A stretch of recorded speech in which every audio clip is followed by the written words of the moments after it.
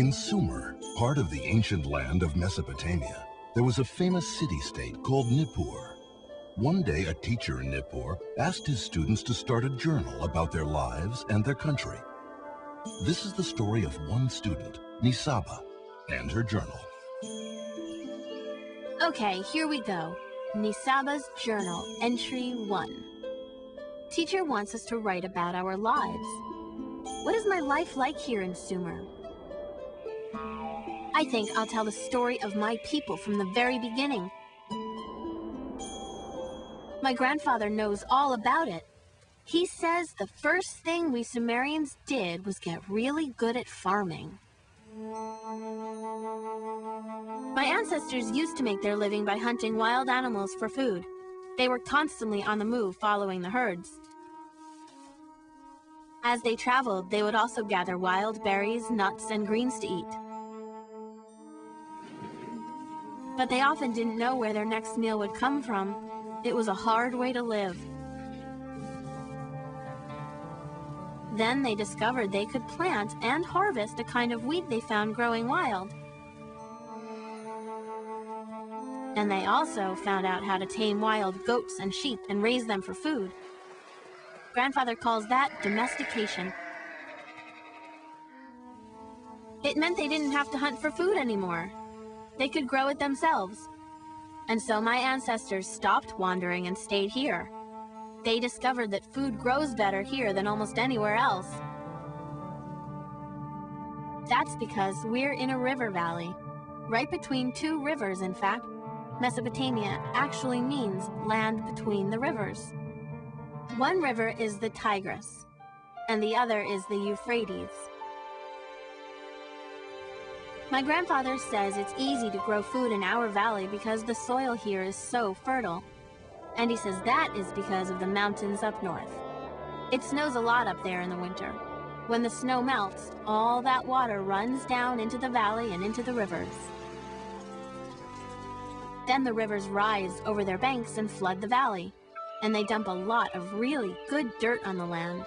It's great for growing food in. So now we eat really well.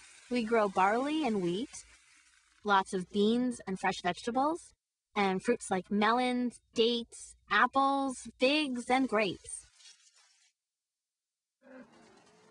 Our animals give us milk, cheese, and meat, and there are always plenty of fish in the rivers. When my ancestors first started farming here, their biggest problem was never knowing when a flood might come and wash away their crops. Even if the crops survived that, they might die in the summer when it's so hot and there's not enough water.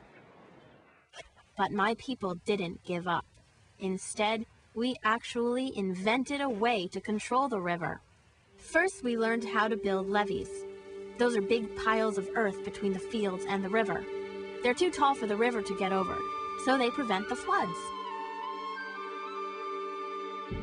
Then we made gated ditches around the fields, and when the crops needed water in the summer, we would just open the gates and let some river water flow in.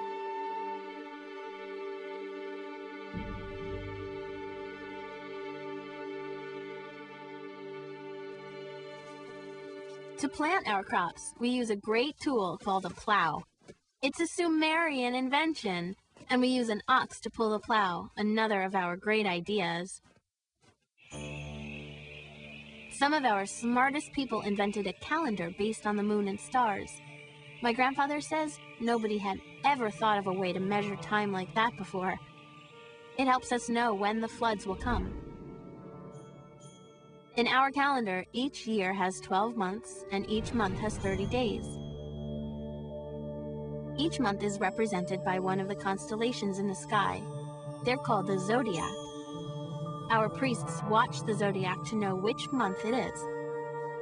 That way, they know when the floods from the mountains will arrive. We Sumerians also invented writing. My grandfather says that in the old days, nobody knew how to write.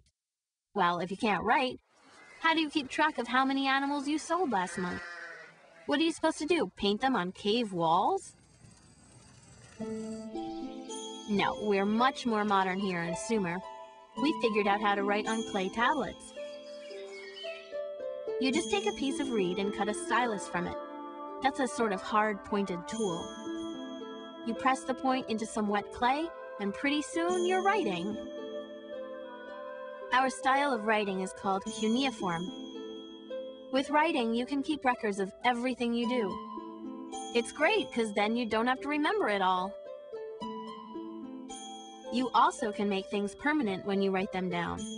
For example, we were the first people to write down our laws. But this is maybe the best thing we invented: the wheel. You'd think somebody back in the old days would have thought of it sooner, but we were the first. Before carts and wheels, we used to just drag things around. That was hard.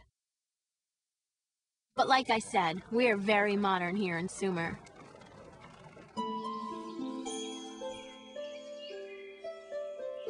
My grandfather says that in the old days, most everybody had to work at farming the land. But not anymore. We Sumerians got so good at growing food, some people could quit farming and let others grow enough for everybody. Of course, you had to be neighbors for that to work. So people settled down close to each other in villages. And the villages grew into city-states.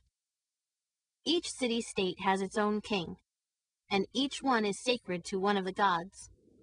My city-state is called Nippur. It's on the banks of the Euphrates River, and it's the most holy city in all of Sumer. Nippur is sacred to the god Enlil, our greatest god. His temple, the ziggurat, is right in the middle of the city. Our ziggurat is named Eduranki, which means the house binding heaven and earth. The ziggurat is a huge square building, sort of like a pyramid. It's made of several layers, or stories. As you go higher up, each story is smaller than the one below. The very top story is the temple, where the god lives. Around the ziggurat are houses where the wealthy people live, like priests and merchants, for instance. They live in two-story houses. Further away from the temple are one-story houses where shopkeepers and craftspeople live. And beyond them live the farmers and fishermen. All the land outside the city belongs to the city-state too, but most people live inside the city walls. We are very good at making bricks out of mud. That's a good thing because there's a lot of mud here. We gather a bunch of mud, pat it into square molds, and bake the mud bricks in the sun until they're dry. We use them to make all of our buildings. Here's my house. My family lives in one of the two-story houses close to the ziggurat. That's because my dad works for the king. My mom runs the house. Our slaves do the actual work, but my mom supervises them. They prepare meals, keep the house clean, and do other household chores. Mother also weaves beautiful cloth to make clothing. Her cloth is made of fine wool from our own sheep. She sells a lot of it to the traders' caravans. My younger sisters help my mom spin yarn and weave cloth. But I begged my dad to send me to tablet school. I'm learning to write so I can be a scribe. It's a really important job. There are a lot of other jobs in Sumer, like being a potter or a fisherman. Some people grind grain into flour and brew beer. Some are traders, and some just play music. Hey, that wouldn't be so bad. But it would be bad to be a slave. Some slaves were captured in war, and others became slaves because they owed money. They have to work for 3 years, often in the grain fields, and then they are set free. Besides the king and his family, the people with the highest positions are the priests. They care for the gods and make sure they're happy. That reminds me, I should write something about our religion. It plays a big part in our lives. We believe in 7 great gods of the earth, sky, sun, moon, salt water, fresh water, and wind. My city, Nippur, is protected by the god Enlil, the god of wind.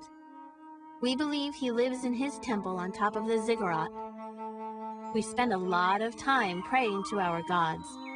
A lot of people even make a little statue of themselves praying and leave it in the temple. The statues keep on praying while the people go about their daily chores. Our priests hold ceremonies to honor the gods and offer them food twice each day. My older brother Shulgi is a priest in the ziggurat. Only priests are allowed inside. Shulgi reminds me of that every chance he gets. We believe the gods own the land and everything on it.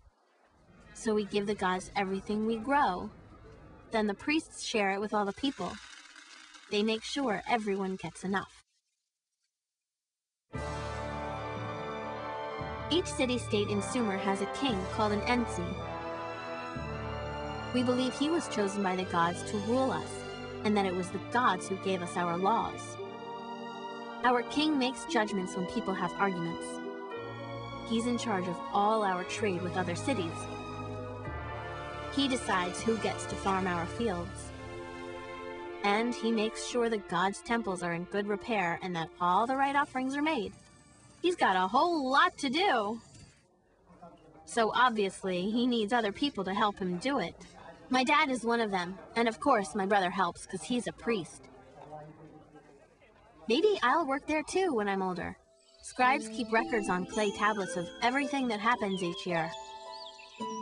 The king and the priests all work in the ziggurat. It's full of offices and workrooms and storage spaces. To support the king and the priests, our people pay taxes throughout the year. Usually, it's something like a couple of sheep or bags of grain. But there are taxes on almost everything. We get taxed on the livestock we own and on the fish we catch. We even get taxed on our funerals. In our city, every man who is head of a household has to pay a tax called the burden. It's not the usual kind of tax. It's time, not goods. The men have to spend time working for the government, doing things that help or protect the city. For example, my uncle helped to harvest the barley crop. Other men have to go dig out the irrigation ditches to keep them clear. Our neighbor sent one of his slaves to do his work. My dad says you're not supposed to, but people do it if they can afford it. All the taxes go to the king. They pay for our army, which is pretty expensive, and also for repairs and improvements to our city. My grandfather always says, there are priests and there are kings, but the taxman is the one you should be afraid of. Well, that's my journal entry for today. I think it's a pretty good picture of who we Sumerians are and how we live.